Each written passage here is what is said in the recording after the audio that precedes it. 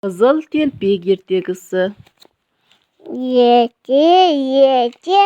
Ертеге кызуны бөтеге бір қыз тепек болыптым. Анасы апасы күптеген подаркасын тастамап киіп жүретін болыптым. Баскиімін киіп жүретін болыпты апасы. Бір күні мамасы атып тұрған қызыл телпек башпен құйғымай апанға бөпе. Апасы қайда тұрады? Апасы ормасында тұрады. Содан қызыл телпек жолға шығыпты. Ормасында етіп келеді екен. Сосын жолдан бір қасқыр шықты. «Әй, қызыл телпек, сәлем, қайда бара жатырсың?» депті қасқыр. Мен әжемге баратырмын. Әжең үйі қайда, қызыл телпек? Анау көшенің тұрған ормасында.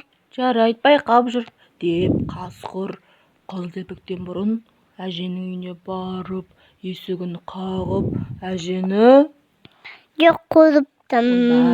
бір заманда қызыл телпек үйдің есік алдына келіп, есікті қағады. Кім бұл? Кім бұл? Мен. Есіктің жанында жіп тұр. Соны тартсаң есік ашылады, кіре ғой. Астым. Сізге қыз.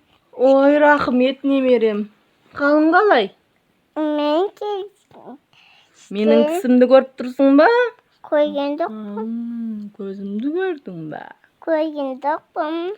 Сен енді айтасың, қасқыр демейсің, апау, сіздің көзіңіз неге қанға? неге дәу? Сіздің көзіңіз неге дәу? Өйткені сені жақсырақ көру үшін. Аузыңыз, тісіңіз неге? Сіздің неге өткен? Өйткені сені жеу үшін деп қызыл телпекті деп жеп қойыпты.